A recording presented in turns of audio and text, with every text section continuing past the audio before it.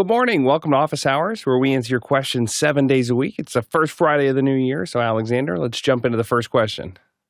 Our first question this morning is from Zach Stallsmith in Chautauqua, New York. For those who use a backup ISP on your home network, how do you tell your router to switch over automatically, and does this change any IP addresses? Go ahead, Jason. So first things first, you need a router that supports what's called failover, and then you will have two ISP in ports, and you just simply tell it, this is first, that's second, and this is the order. And it will change your outgoing IP because it's a different ISP, but it won't change anything internally. Alex? And in some cases, you may have two routers. So that's if the one router fails, the other one will take over. And in that case, they're paired together. So in fact, with Meraki, I don't think we pay for the licensing on the second one. It is it's one of those things that you can have it's considered one router. You can, and then what you can do to make it more complex is you have the primary and backup ISP going into the primary and backup routers. So there's a bunch of kind of crossover there. You do have to be careful to make sure it doesn't do it by accident, but generally there's a little bit of a gap there, and that gap is to protect you from it bouncing back and forth. But when those routers are, again, with Meraki's, which is the one that we have the most experience with, or I have the most experience with, they're constantly staying up to date because one is designed as the backup to the other. Guy?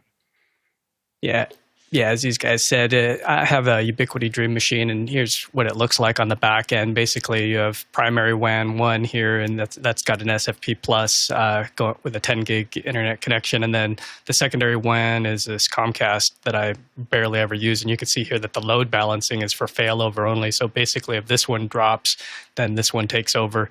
You can do distributed on different routers depending on the manufacturer and how they have it set up. But basically, distributed is going to balance, and this one is pure failover. So it just depends on what exactly that you want to do. You could even do what's called traffic routes, where you could say, hey, take this non-priority stuff and push it over to my secondary connection. So even though you have it set up for failover, you can still route stuff that may not be necessary or something that's low priority and push it over. So depending on the complexity of what you want to do, you can have different setups. And then there's also Peplink, which is a whole nother monster to get into. But the basics of a $399 router, such as the Dream Machine, will get you there in a big way. So I'd suggest taking a look at those if you're new to it. Yeah, when something matters, there's also the thought of, hey, it's a little bit of a process to make sure that they are always matching on two different routers as your system's growing, but manually assigning the IP addresses to specific pieces of equipment to make sure that you're not having DHCP deciding to go ahead and change something out of the gate. I don't know if that's what everybody does, but I know if I really counted on something, I would be making sure that's not going anywhere. Next question. This is from Marielle Jusha, Miera, and Wablo. Are there any good drone simulators that run on Apple devices? And that's from the QR code. Alex? I think the only one that I know of is called DRS. This is DRS Drone Flight Simulator, and it's probably more of a game than it is a real simulator. DJI, I think, discontinued theirs, even the one that they had on the PC. So I don't think that. I think that's work. It's hard. I think that it makes sense in some cases to try to find a simulator. I think that's why DJI did it, but I think it's hard to truly simulate it. And there's a little bit of a liability saying that it's just as good as flying the FPV drone. The FPV drones just take a lot of practice. I think that the best thing to do is to fly carefully, and take it out and within, like any other drone, just slowly try to come to speed with it rather than trying to. I think that in some cases you can get too comfortable with a simulator and then think you can do things with a drone that this is what the problem that I had. I lost a drone that way, is that you feel like you know what you're doing, and then you do it, and then in the physical world the drone doesn't respond that way. So I think you're probably better off just using just buying the drone and being careful with it and slowly. And a lot of them can take a little bit of a hit as you go. If I were in your shoes, I would buy two drones. I would say this is a drone that I'm going to capture things with, and then instead of buying a $20 or $30 flight simulator, I'm going to buy a $20 or $30 beater drone that I can just mess up. I had a drone like that. It ended up in a tree. I had to send my older son was smaller and younger and more spry than I was. So Get up the tree. I was Get up the tree. Go get my drone. I'll pay you for it, but I need you to go get my drone. So he climbed up into the netherlands of the tree and brought down my Mavic. Next question. Jeff Vealey in Henderson, Texas. I'd like to reserve static IPs for my ATEMs, but I cannot locate a MAC address or find them in my list of connected devices on a Peplink B-One. How do I find this info? Go ahead, Guy. Depending on if you're on a Mac or on a PC, use something like Angry IP, which is free. On the Mac, I use something called LAN scan, and it'll look like this, where it'll give you the IP address on the left and then the MAC address on the right and the device name further over. But you will have to pay for that, and you can also get a different one on iOS devices. I use one called Net. Actually, I'll have to look it up. But there's an iOS version of this that will also scan specific networks, and depending on how many Ethernet NIC cards you have in your machine, you can also scan specific networks or specific VLANs using these tools. Ronnie? Yeah, one of the app I've used is something called Fing, F-I-N-G. That's an iOS app. I don't think it's on the other portable devices. If you are on a Mac, on the other hand, there is a really simple terminal command, which is called ARP. And you just open terminal, enter ARP space -A, and you will have a list of all the devices that this machine is currently communicating with. +1 to what Guy said about LAN scan, besides the fact that I like the little duck icon. I think it looks funny in my dock. You can also sort the devices on your network by vendor. Besides just sorting it by IP address, sort it by vendor, sort it by MAC address, sort it by host name. So if you're trying to, there's always an interesting time when I'm trying to do a network map and I see a vendor that I don't recognize, and then I panic. I'm like, wait a minute, what's going on? And then I realize it's like Yamaha in their AV receiver. Just, it says some Arcadian corporation. It's like some mysterious thing because they never renamed who the vendor of the card is. So good luck on your hunting. Next question. This one's from Douglas Carmichael. Alex, it's interesting that you mentioned delivering Ethernet over the same fiber as video, audio, camera control. Do you see a loss of performance when multiplexing Ethernet over the same fiber as everything else? Go ahead, Alex. I might have not said that as clearly as I should have. Definitely not saying that I would put the Ethernet and the video, audio, camera control on the same pieces of glass. We would typically, if we have a TAC-12, I've got 12 pieces of glass. The Ethernet would take up one of them, or possibly two of them if it's single mode. So that would be the. I'm not. I wouldn't be mixing Ethernet with cameras. Now we have added multiple cameras to each other. To the same thing, which is actually oftentimes a lot more bandwidth than the Ethernet. But it's pretty common for us to put 4 1080p signals down down to one piece of glass using something like a yellow brick links. Next question. This one's from the QR code Callum McCorkle in Bournemouth, Leeds. Anyone know of HDMI De-Embedder that can extract 3.1 audio from ARC connector? First 4 channels of audio to a balanced connector. Signal flow like TV-HDMI ARC-Audio De-Embedder balanced connection to studio monitors for commercial use at home office. Go ahead, Alexander. Yeah, it sounds like you're obviously trying to retain some of the surround information, like the center channel and the LFE channel. I haven't found a de-embedder that will convert that to balanced XLR discrete outputs. I've seen de-embedders that'll go to 2-channel analog unbalanced RCA, but I haven't seen anything that can retain those discrete channels that can give you balanced XLR outputs. For converting, usually what I do, and I don't even use the HDMI output for this, the simplest way is to use something like this DAC from RME. It's not a cheap DAC. I think they're about $1,500, the ADI2 DAC, which will take a toslink. I'll usually use the ADAT optical cable out of the TV, and that will give me balanced professional XLR outputs. But again, that's only going to do 2-channel audio. Maybe there's a higher-end device on the market that can convert that. If there is, I would have to assume it's not going to be cheap. Courtney? Yeah, I was poking around for a moment. The Clean Box, the guys that make this box here, make a number of eARC HDMI to optical output, but I didn't see anything that converts it, that disembeds the audio from eARC to analog, converts it to analog and outputs it over XLRs. You might take two boxes. You might have to de-embed it into optical and then find another device box that's optical to analog with XLRs on it. You know, it may be a two-step process. You might find one that de-embeds it and converts it to RCA outputs, which you could use to drive your speakers, and then find a separate level shifter or balanced, unbalanced box to convert it to XLR. Your questions and votes drive the show, so don't forget to use Makana. You can chat there, ask questions, and what's becoming more important than ever is voting. We've got a ton of questions in the hopper and an awesome panel, so if you want a specific thing to get answered first, go ahead and vote it up. If you're new to that, if you don't have access, you can sign up at officehours.global/join. That'll get you into Makana, but you'll also get links to Discord and all the good stuff. Next question.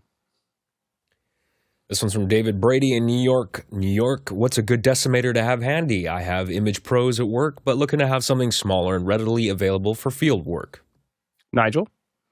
Yeah, so I keep the MDHX one, and this is the most solid piece of technology, and I think you could use it as an offensive weapon in a fight.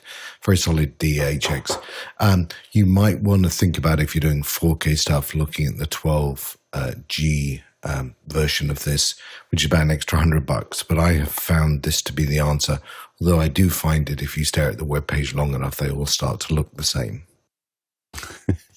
Go ahead, Alex. Yeah, plus one for the MDHX. There's another one called the Cross that we bought a bunch of those and just found that people got them into confusing states quick, in a way that didn't happen with the MDHX. They have more features, but people would get them into a place that we had to actually plug them. A lot of us can pick up that decimator and just use those front buttons to get it to where it needs to go quickly. Like, I've never actually used the interface, but we found with the Cross, we had to put it back in the interface to figure out what somebody had done with the buttons to make it stop doing what it was doing. So there was just a little addition to something in the front interface that caused us to stop using it. So the MDHX has remained our main converter. Guy? Yeah, same. It's the 12G Cross is going to be the latest bad boy with the 4K functionality.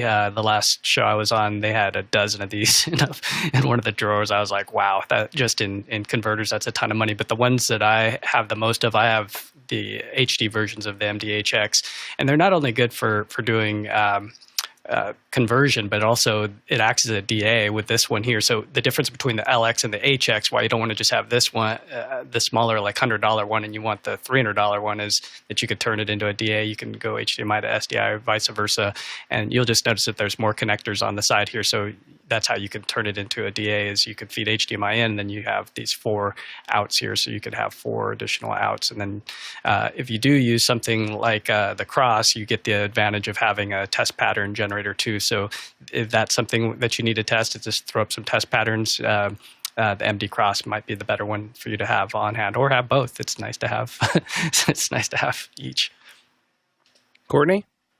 Yeah, I concur with everybody else. The Cross, if you do need a test pattern, but Alex, yeah, if you got to go into that menu and find it says test pattern on or off, turn it to off, and then it won't be coming out of all the spigots.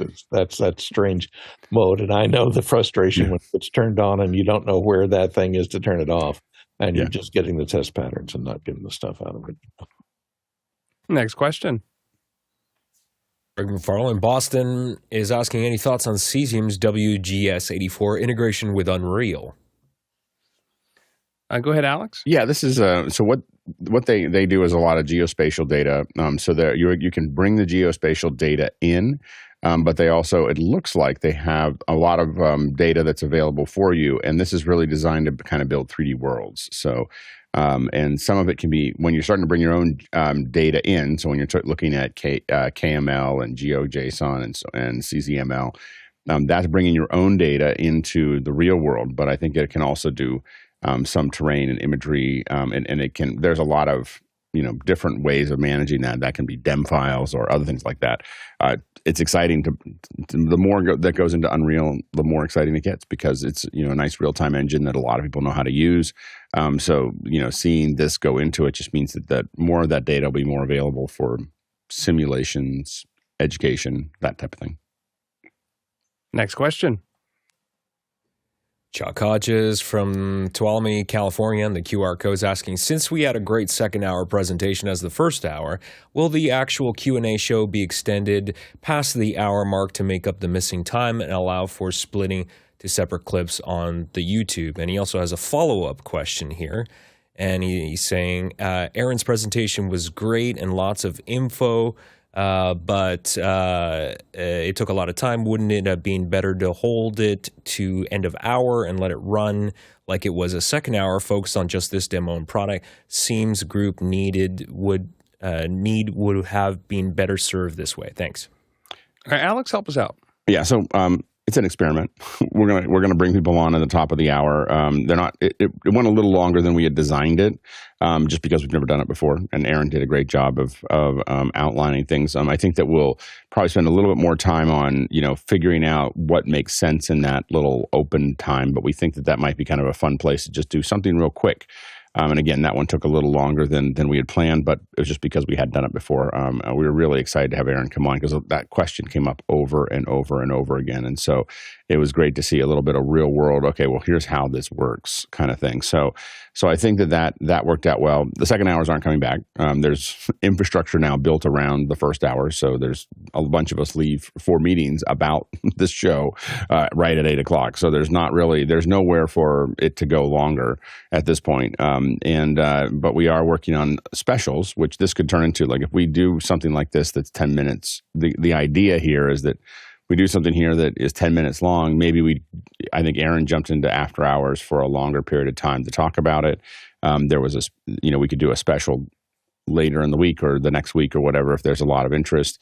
So the idea is to kind of like have things. I think that it takes a lot of pressure off of us trying to figure out, can we fill a whole second hour? There was a lot of things that we didn't show because we were like, well, we don't know if we can fill it or not. So anyway, if you want to talk more about it, you can bring it up on Sunday and we'll chat more in more detail. I'm sure we can fill up a half an hour talking about it. Next question. Callum McCorkle in Bournemouth leads from the QR code. vMix users, how are you managing a vMixCall that needs to be displayed vertically on an in-room display? Good guy. For an in-room display, I would not recommend using vMixCall. I know a lot of folks that used to use it, and now they've switched over to just using Zoom. So that's number one. And then for each input, if you double-click on it, you have position, and then you could turn it, and then you go that way. So it's just a simple rotate 90. So that's how you would do it. Go ahead, Courtney. That might rotate you within the 16:9 image space and make the letterbox, but I don't know if you have a NVIDIA display. There is a setting on each of your video inputs, and you can set each of the display. You can set one of the display to portrait or landscape there, so that whole video output will be rotated 90 degrees. So that then you could plug it into a separate monitor that you mount vertically, and then it should fill the screen. I think. Quick reminder, you can ask questions 24/7. That's right, askofficehours.global. It's askofficehours.global, or you can hit the QR code right here, and it's open 24/7. It's fast and easy, no sign up or login. So if you have a question, you're watching this later, all you got to do, askofficehours.global, put in your name, put in your question. We'll work it in over the next couple shows. We hope to hear from you. Next question. Jack Cannon in Phoenix, Arizona. When you fly for a shoot, do you rent things like C-stands and boom poles there, or do you bring your own equipment? Cost isn't really the concern here. It's more time and concern about luggage being lost. Go ahead, Bill. There's a lot of ways to handle this, and it just depends on what you do. It's kind of one of those it depends things.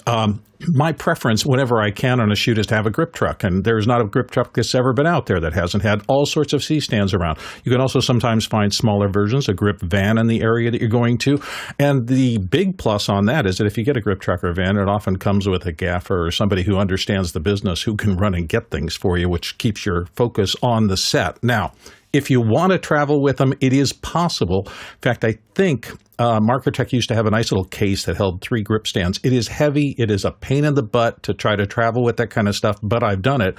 The last source that I'll recommend is that often I have shipped gripped equipment. If you know ahead of time when you're going to be in a certain city, you can do cartage on a truck. Just put all of your heavy stuff on that, and it will meet you there. Often you have to pick it up at a local venue or something like that after you get in, but that's a lot easier than traveling and flying with it. That is actually tough, and I don't think I ever want to do it again. Go ahead, Alex. I have gone with a boom pole, which is a pain to travel with. Know that you need a boom pole case because they're not going to let you carry it on. So you're going to have to, even though it feels like it just fit in the overhead, they won't let you do it. They think it's a staff of something or other so that you can hit people with, and so they won't let you take it on the plane. So you're going to have to check it. So make sure that you have something for that. I've never checked C-stands, and I never would. It's too much weight, too much to manage. You can rent these in most towns. There's somebody that rents this stuff, and so I mean, if it's a top 50 city in the United States, it probably has somewhere that's going to rent that. As Bill said, when left in, usually. Grip trucks are the easiest way to, for $500 or $750. In big cities, they may require you to hire a grip to go with the truck. In smaller cities, I mean, after, and a lot of big cities as well, they'll let you just take the truck, if you have insurance. So, so for $500, $750, it just kind of solves all the things, and so grip trucks are really great, and you can get them in a lot of different sizes. So you can get a small one or a medium-sized one, and it just all comes in one place, and it's all in a nice little package. But you can rent individual C-stands, and make sure to the thing everyone always forgets is they rent the C-stands and don't get the sandbags. Sandbags are really useful with the C-stands, so think about that as well. But yeah, the things that I tend to rent are all the grip stuff. I tend to rent lights if I can, So if there's and if I research ahead of time and it looks like there's some opportunities there to rent lights, I will. I'll also rent tripods if I can, because I don't like to carry them around. Now, if I have I had a specialty tripod, a hot pod that you can't rent anywhere, so we would take that one along. But the other ones we would oftentimes rent locally. You do want to get ahead of it. There's a couple things that you have to do is make sure that that you call ahead to the rental firms within those cities. And I think Jack probably knows all of this stuff, but for those watching, you got to call ahead. You got to tell them that you want to rent something in a week or two or whatever. You got to get your insurance papers in. So you're going to have your production insurance, your liability, loss, so on and so forth. There's a specific thing that they've gotten pretty touchy about is they want to make sure that your insurance covers car theft. This became a thing over the last probably 5 years that your insurance has to have that in the clause, or the rental companies won't take it. So really, you want to pay attention to all those little details. Make sure you get your credit in. Make sure you get all the other things in, because otherwise you end up on the day of the event running around trying to get a hold of your insurance company. So you need to kind of think through those types of but a certificate of insurance a COI is pretty important to handle if you're doing anything major. Courtney? Yeah, I concur with everyone else. Find somebody with a grip truck in the city that you're going to, and if they don't have one, hire a local grip truck to drive it to whatever city. You're going to pay some daily charges for the guy. Use the person as a grip. They come with the grip and equipment. It's probably going to be cheaper than flying it all there because it gets expensive. And as far as transporting fish poles, I always use these Plano telescoping rod case, which holds a nice fish pole. It shortens down to about 6 feet. This is adjustable in height, and they're plastic, and does a good job at protecting those expensive fish poles that you have that are made out of carbon fiber. Otherwise, they get cracked and ruined by people that handle luggage on there. Alex? The the other thing to remember is that when you hire people, ask them what they have, because sometimes, people come with an amazing amount of useful things. So, like for instance, if I'm hiring an audio person, I'll almost always ask them if they have a sound devices, something or other, an 8 series or or something else that's there. So you do want to ask them what they have. They might have mics. They might have. Audio is the number one thing. Is that when you hire an audio person, generally they have their own audio stuff, and you want them to use their stuff because they're good at it. So think about that as well. And usually it's not a lot more expensive to hire someone with their gear. And sometimes a camera operator is in the same way. And so think about that as well. Next question. Ross on Freezing Comox, British Columbia, Canada is asking, I'm still searching for a backup system. My core needs it to be able to edit video over 50 feet of Ethernet. I've been looking at NAS systems, but wondering about DAS and other alternate solutions. Alex? Yeah, so there's two things that you're saying there that you kind of have to look at. One is that you are looking for a backup system, and the other is that you need to edit over 50 feet of Ethernet. And so the thing to think about is which one do you really need? Because my tendency would be you can have a NAS that's wherever you want to put it, that's over 50 feet of Ethernet, and then you have a DAS, a direct attached storage connected. So a lot of times the way I work is I have a very, very fast drive that is directly attached to my computer, and that's going to be anywhere from 2 gig to 5 gigs of transfer speed. That's going to be sitting right there to do all the work that I want to do, because my time is valuable to me, and so I want it to render as fast as it possibly can. When I'm done with that project, I then archive that project onto something else, and so that can be onto another RAID, it can be onto a set of drives, it can be onto whatever I'm going to back it up to, and then now it's no longer on the online storage. Trying to make your backup storage the online storage is super expensive, because now you're paying for really fast connections and really fast drives for something that's going to get really, really big. I don't know how much for you. I was just talking to a friend that was asking, like, who sells drives that manage petabytes? So like a lot of us are starting, especially when we're doing now, a lot of us are doing 8K and 8K per eye and everything else. You just start burning through data really quickly. So think about having your DAS be a certain size. That might want to be 16 terabytes or 32 terabytes of space. That is going to be your online storage that is directly attached. And then think about something else that can be down the road that is a NAS, because the NAS is it's not never, but rarely will it be as fast as the DAS, especially at a reasonable price. Bill? I concur with everything Alex said. Listen, the topology of edit systems has changed so radically. It used to be once upon a time that you were looking at a desktop system in a suite with all sorts of storage over in a room behind air conditioning and things like that.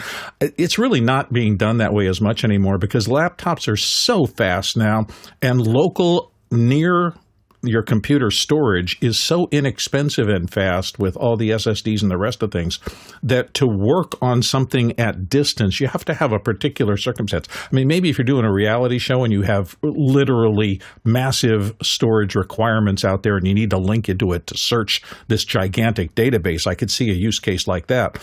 But I don't think I've run across a project, even a long documentary or something like that, where I couldn't fit it on something affordable local at the desktop to make all the edit decisions instantaneous, or as close to that as possible, and then ship off the project, just as Alex has been saying. So I'm looking less at distributed hard drive systems for working in real time, and more on the desktop for that, and then sending the result out to people as necessary.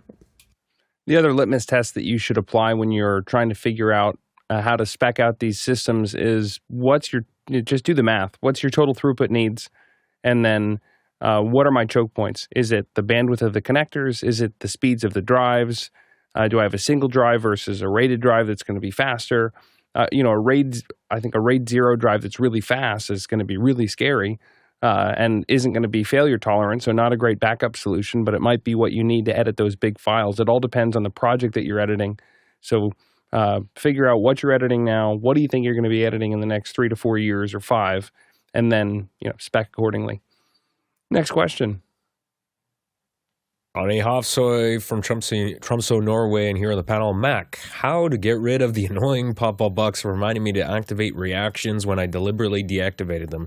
It is starting to get under my skin. Alexander? Yeah, if you figure out a way, let me know, because I was testing Dante a few weeks back on a Mac 4 M4 Mac Mini with 15.2, and I noticed that too. And it has the little X at the top right corner of that little dialog box to close it, but it keeps coming back, and I have not figured out how to make it go away. Go ahead, Courtney. I figured out a way. Just buy one of these GMK Tech lovely Windows with a real operating system, Windows 11. Ooh. And look how tiny it is. It's 1/4 the size of those new Mac Minis. And the price is under $143. That's the amount you'd pay in dongles just for that USB for that Mac Mini. So there's your solution. You can get 4 of those. Alex. And it doesn't have any of those annoying pop-ups. And Ronnie, do you is it the same app that's coming up as with the reactions, or is it different apps? Yeah, it's the same app. Like here in Zoom, if I just go out of the camera and go in the camera, it always asks me. And I'm in a process where I'm testing now the Mac Mini and the Mimo Live going in with 4 different Insta360 links, and it's a nightmare. And are you using Mimo as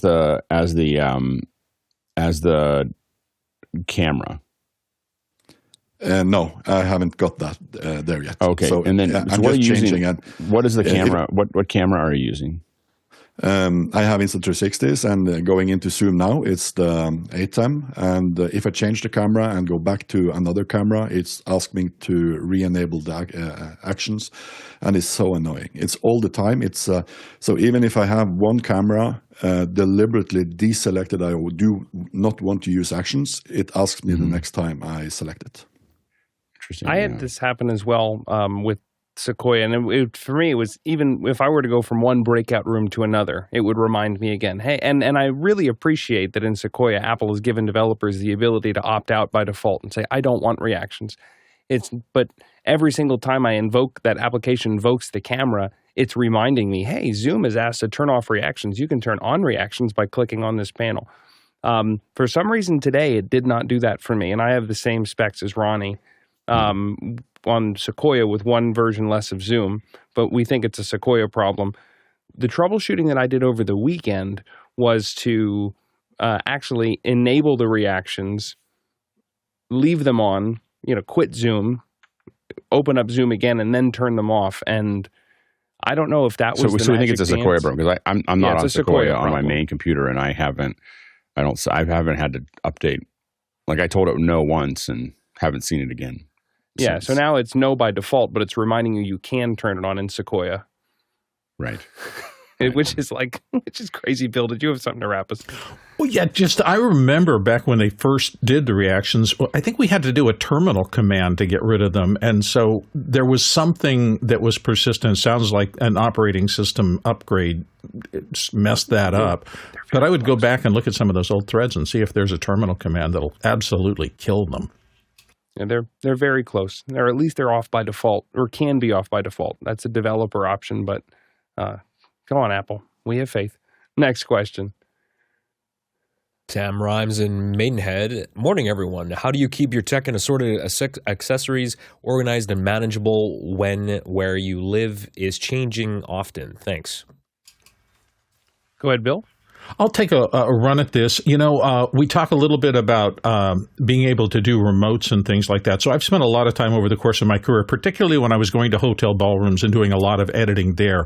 I tried to get a mobile system together that was packable, transportable, and the plus of it was that once you go through that thought process and understand how to get your core system literally locked down, it was really easy to open and close operations wherever I had to be. And so I've always enjoyed that. So everywhere I go, I kind of think I know I'm going to be at my desk for a long period, but if I have to pull it up, what are the 10 cases I need to pack so that everything is movable? Makes you a little more subject to losing things and getting things stolen. So you have to be careful and ensure and know that you can kind of replace if something gets taken. But that's what I would think. I would think like a traveler and make my core racks, computers, and everything else as transportable as possible and as locked down as possible within that. Nigel?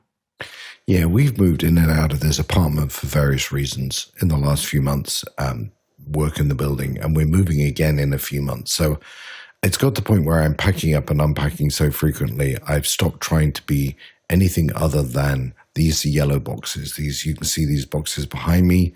They are the big things you get from Home Depot. And what I've come to do, it may not be the smartest way because I don't have a lot of space to put racks and stuff, is one of them gets all the camera and teleprompter stuff.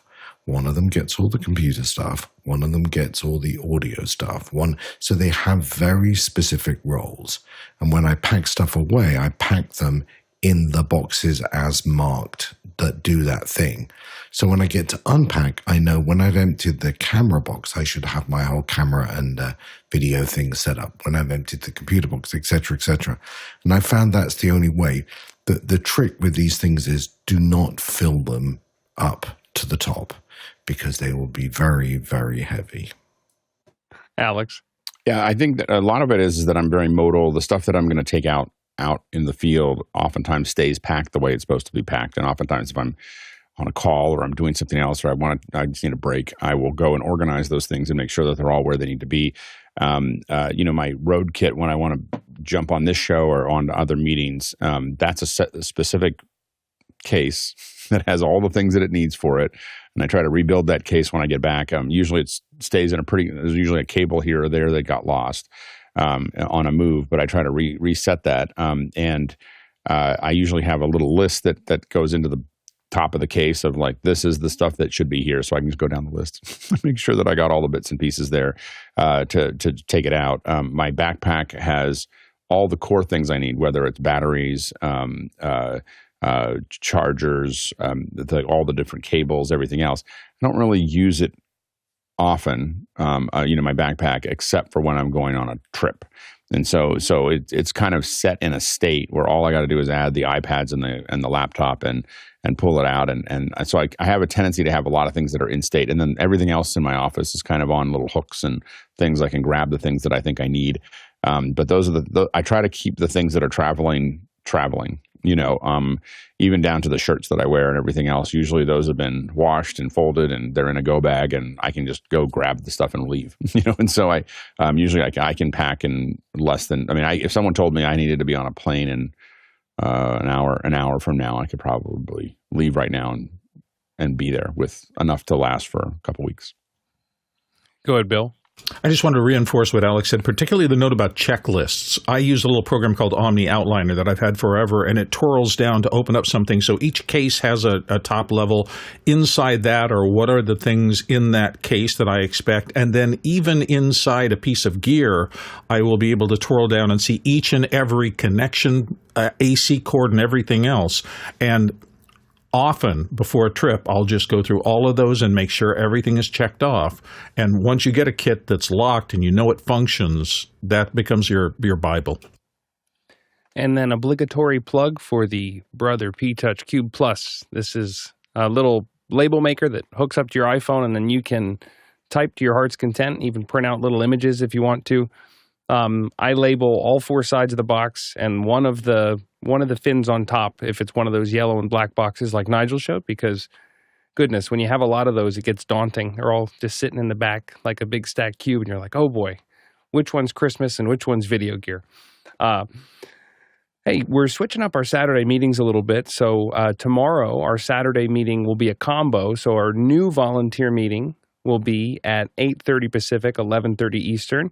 And then that will immediately be followed by the regular volunteer meeting, which will be at 9 Pacific, noon Eastern. So instead of splitting those up into 2 weeks, they'll be together. So if you hang out for the new volunteer meeting and you decide that you want to stick around, it'll be right after. So look out for that. We'll put links in Discord. Next question. From the QR code, Roger Martin in Tonto Basin, Arizona, will be streaming 3 cameras, obsbot Tail Air 4K 30 using NDI, over network using vMix with their recommended laptop. Do you see any issue using this laptop? Thanks. Go ahead, Guy. Yeah, out of the box, sometimes you get some bloatware in these laptops. So I always try to do the add remove programs and go through, open up Task Manager, see what's running, and just try to get out some of those things that the manufacturer might have pre-installed. So you're just running a clean system. The other thing is, since that thing has a 4060 NVIDIA card in it, you want to go into the high performance settings and just make sure that that's enabled in there. If you Google vMix high performance mode, you'll see what I'm talking about. And I'm not sure if that mode, that one might need resizable bar, so that's something also to look into. The other thing to be successful with those NDI HX cameras, so here's what they look like. These are the Tail Airs, and they're NDI HX3. I highly recommend getting a Netgear M4250 and then having the ports configured for NDI. So here's an example of mine where I've got all these. This is just a dedicated NDI switch, so it's got its own DHCP server. That's basically you would plug in a second NIC card. So in addition to just having the built-in NIC card, I would recommend getting a second NIC card. And there's some really great posts by Elias, who's been on the show recently on LinkedIn, regarding which USB NICs to get and what settings to adjust on those. So if you want to be totally successful on these, follow those tips. Get a good switch that with the NDI profile, adjust those settings, get rid of the bloatware, and I wish you the best of luck, because it is an adventure getting into it. But if you do those 3 things, you'll be successful. Ronnie? I'm a little bit aware of 3 things on this laptop. The first thing is something that people in the chat also address. We think the card is a little bit underpowered. I have used a little bit more powerful laptop for doing this, and it struggled as well. The other thing I'm thinking a little bit about is it's just a 1 gig NIC, and you probably should have a 10 gig NIC just to be sure you have enough bandwidth coming in and out. The third thing is in fact the memory size. I think it's a little bit too little memory. I would add some memory to just have the vMix breathe a little bit more and easier. And actually, there's a 4th thing, and that is temperature. Make sure this little laptop has good cooling. If not, you will melt it. Next question. Max Stahlsmith in Chautauqua, New York. I've been experimenting a lot with Sora. As anyone else? And what have you learned? Alex? I think that for the most part, I would say that Sora feels like Midjourney 3. You know, like it's like Midjourney 2, Midjourney 3. Like it's still, I put this in as just for fun for this. So this is a set of chimpanzee as a camera operator, and so and it's fun. It doesn't feel as, it again, as a quick thing. One thing that I do find interesting is this. These are the storyboards that were there. So there's a storyboard function that is kind of interesting where you can start to build ideas, which I do think is let's see if I can go back to it. So this is the storyboard function where you have different descriptions. You can add images and all kinds of other boards to it. And that's been a big missing piece for a lot of these, is trying to build continuity and being able to say, there's a lot of us that know that when we're really going to start using this is when we can chicken scratch an idea, say what we want with text, and then have it pop out as an image, with consistent characters and so on and so forth. So that feels like with all of these that it's getting pretty close. I think that in 2025, by this time next year or a year from now, maybe near the end of the year, I bet you we're going to have some pretty great tools where you can sit there and sketch, do a kind of a quick storyboard of something, describe what it is, and you're going to get an image or even a video out of it that is going to have consistent characters. Or when you say, I want Jamie to be here, Jamie is grabbing onto this thing, it will go and reference a character that is Jamie, and have them doing that thing with whatever you're asking for. I don't think that this is going to replace filmmaking, which is what everyone keeps on saying. I just don't think that that's going to happen anytime soon, because I feel like human actors have enough trouble being good at what they do, let alone AI. I think this is going to take a lot longer for AI to get to a point. I do think that if it's legal to have pharmaceutical ads in a year, which we don't know if it will be legal. I mean, there are actually some pretty serious tax on it. But if it is, this will revolutionize pharmaceutical ads, because those are a whole bunch of useless, kind of what feels like stock photos and stock images of people excited. This was just built for it. So if you're working on those, I would try to find another job. Go ahead, Bill.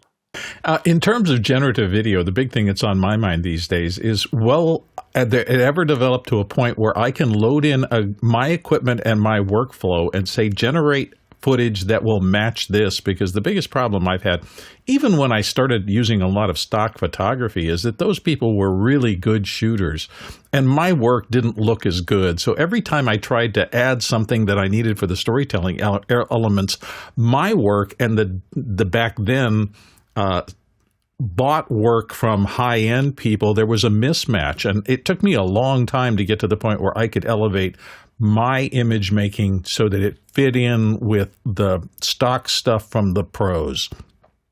We're starting again with most of this generative video, and it looks fabulous. In fact, that's my problem. It looks a little too good. And none of the stuff I'm doing, unless I spend a lot of money and have a full crew, matches what is being generated. And so it's really hard to work with for that reason. Courtney? Yeah, I haven't used it yet, but I've learned from looking at a lot of the first users out there that VEO2 is what to wait for, because it's doing a much more accurate job of creating video and 4K video and longer video than Sora is right now. And I did notice something that on the Google, so sign up for VEO2. They are rolling it out slowly in the United States. You have to be 18 years old or older, and you have to live in the U.S. right now. They are rolling it out, and what they're doing for safety concerns, because this is always a concern for propaganda use, they're adding this thing called SynthID watermark, which is a steganographic watermark that's invisible, that's in all of the generated videos that are coming out of VEO2, and it apparently survives cropping, and it's embedded in the pixels of the video image, and so it even survives cropping and changing it in the editors and so on, so that it identifies it as a synthetically generated video, so it will be easy to detect in a way that can prevent misuse for propaganda purposes, et cetera, which is the main fear of all these video generators out there, that once they get really good at creating this stuff, it can be used for a lot of evil plans for fooling a lot of people. Alex? I think that the evil plans of fooling lots of people only work for a little while longer before no one just believes anything that they're looking at, which is probably the most healthy thing for them to do, is to just realize, like I look at pretty much everything just going, well, we'll see. Like, we'll see what that actually turns out to be when we see more angles, when we see more data. And I think that that's a pretty healthy place to be with a lot of these things. I do think that what this really revolutionizes is the ability to pitch and to visualize things. I don't look at a lot of these video generators as something that'll produce final product. But what I do think is, and I do think for YouTube and other things, I've already seen people use the AI stuff to visualize something. I find it fascinating where they're making historical figures look like they're walking around and so on and so forth, which I find to be kind of fascinating to watch. They've taken a painting of someone in the 15th century and then they've kind of fleshed out what that might have looked like, which I think has worked out pretty well. But it's gotten much better over the last 2 years. So I think those are interesting from a visualization education perspective, but from a pitching perspective of trying to tell someone this is the movie I'm trying to make, and being able to put together a motion pitch deck that fits together. I think we're less than 24 months away from where that's happening all the time, where someone's going to kind of almost expect a trailer to get pitched. I think that it's going to go from a script or a treatment to you're delivering trailers of what you think that this is going to be like. I think that that's not very far away. If you're enjoying Office Hours, there are a few ways you can help. We are a nonprofit, so besides liking and subscribing to our channel, you can also go to officehours.global/donate. or you can volunteer, and you can sign up for that, officehours.global/volunteer. Next question. This one's for me. Has anyone ever had Mixeffect not connect to an ATEM? Recently, I'll turn on the ATEM and Mixeffect searches continuously, but can't find it on the network. Turn ATEM off and on again, solves it. It's rare this happens, not reliably reproducible. Nigel?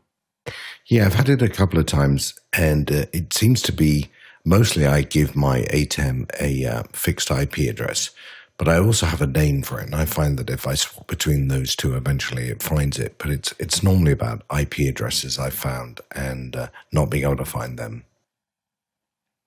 I'm in a similar boat with Nigel. I've had days where I couldn't get at the ATEM via software control or Mixeffect Pro, and then it's a variety of, am I connected to the right network? I disconnect from, or make Ethernet inactive, reactivate it, power cycle the ATEM. And usually power cycling the ATEM does it, but I agree. It's like I troubleshoot it so many different ways that when it finally works, I forget what worked. And I'm just happy that it's working. It's like, okay, I got to do my thing now. Like, I got to go. I don't have time to fix this. Next question.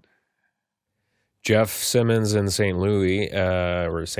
I've been wanting to possibly stream jam sessions from my house with NDI cameras, but thinking I should use a VLAN, particularly due to Internet of Things devices. Is there any home router with VLAN features, or in the consumer budget range at least? Guy? Define consumer budget range.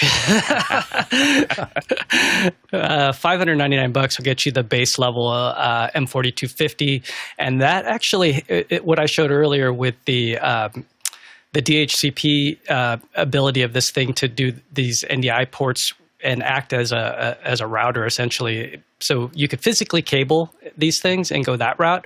And now I'm going to give you the answer that I'm probably going to catch grief in the chat about. But the new Pro Max line from Ubiquiti does have these profiles. So I have a couple of them running. Let's just port 24. So before you in the chat start talking, if you don't have this, don't talk, because I'm running it and it's working. So Pro AV, NDI, these guys spend a lot of money to create these profiles. I'm running it. It's working. So if you've tried it on older stuff and NDI hasn't worked for you, try the newer stuff. So a Dream Machine, $399, a 16-port base one's $279. And that's consumer range, if you deem so. Next question. Live Kitchen in Souk, BC, Canada. The home theater chain is a Mac Mini, Denon AVR, Sony Bravia. Which color profile do you choose on the Mac? There's all the Adobe flavors, also Denon and the Bravia. Does it matter? Alexander? Absolutely, it matters. It will drastically change the way things look. So I'm not sure what you're trying to use the Mac for, Clive. If it's that you're trying to play media files, you're going to want it to look the most accurate it can be. I would start with whatever the default system profile is. So if you're connecting it to a Bravia TV, it's probably going to show up with a Bravia color profile. So I would stick with that unless there's something really wrong with that. Also, make sure that your Bravia TV is calibrated. If you haven't calibrated, you can go to artings.com, look up the model there, and you'll often find calibration information for that particular TV. A lot of TVs now from the factory are a lot better than they used to be, in that they will now ship among the many different profiles.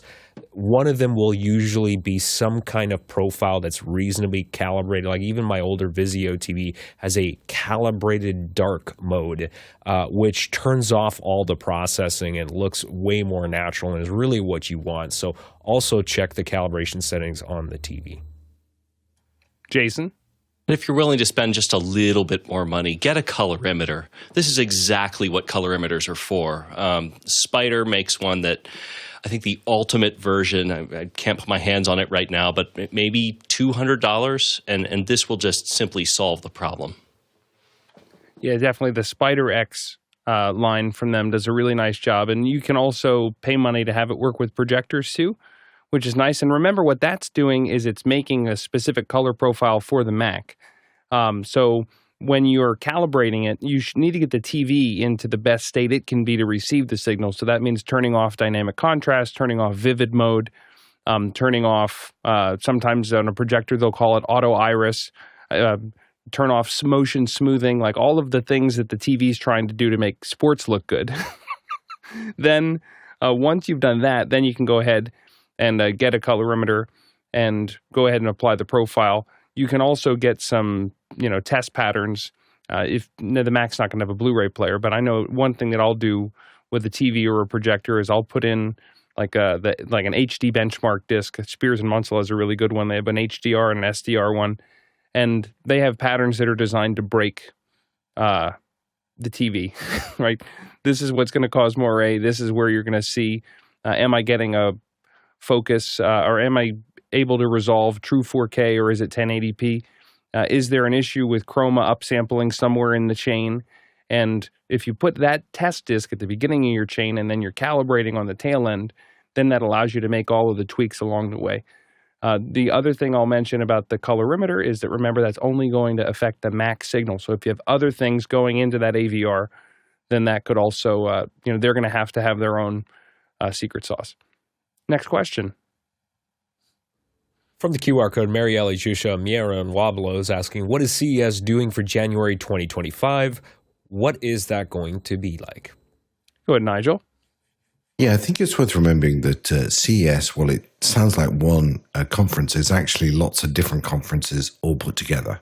And what you find is that there's a personal and there's a TV and there's a security and the fun one was always the car technology where you find your body being shaped by bass.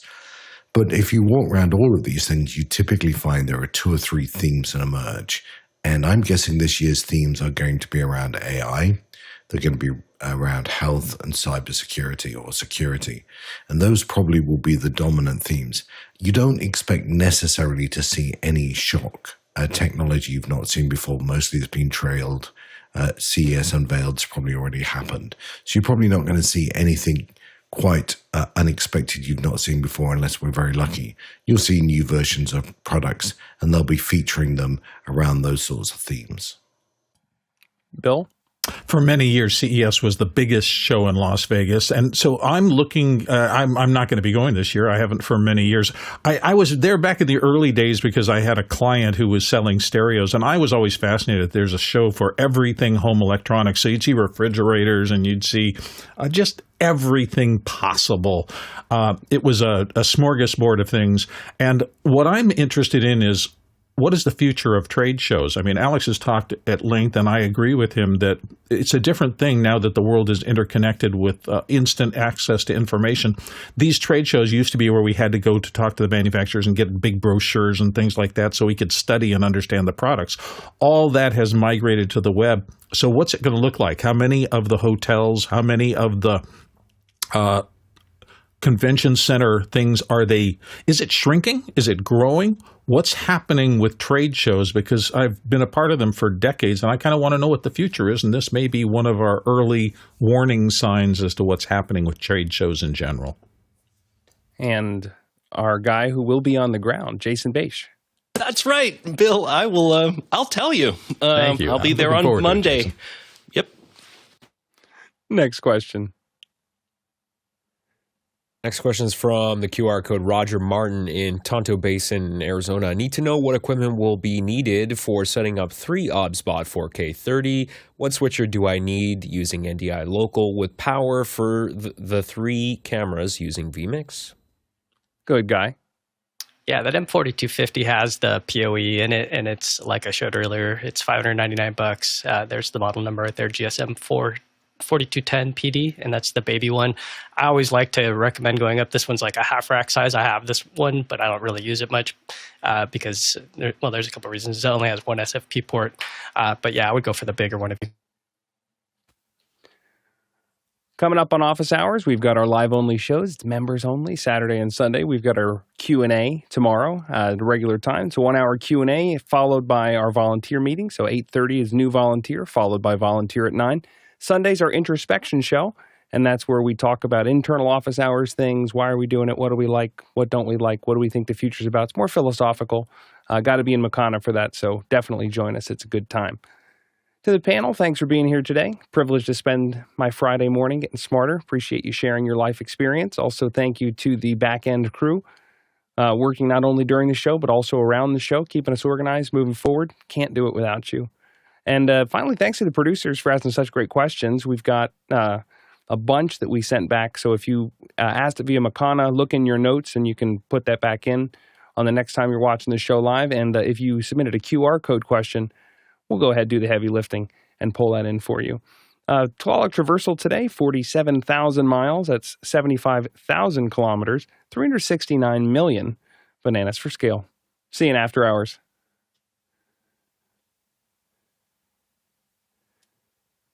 Lively show. It's exciting. Good work, everybody. That's good. 20. I felt like we were cruising 25 or 21 questions. Yeah, it was easy. It didn't Easy feel task. rushed either. I mean, I just think we just answered the questions at the pace that they It was a needed nice to be answered pace. at. So it was good. Yeah. Appreciate it, everyone. Enjoy Thanks, your everybody. Friday. All right. See ya. Is I'm going to go put together cubicles, figure out how they go together. Or try. Better you than me. don't lose your element. My brother and I were looking at everything on the ground and we said, do we think any of these are going to make it into the office? And I said, well, we ought to go to IKEA and just buy a couple desks just in case. We need something. I need something if I can't figure out how to put these darn things together. Not worth losing a finger. You need a person that's done it before. That's what you need, CJ. Just sit in a circle on the floor. There was one time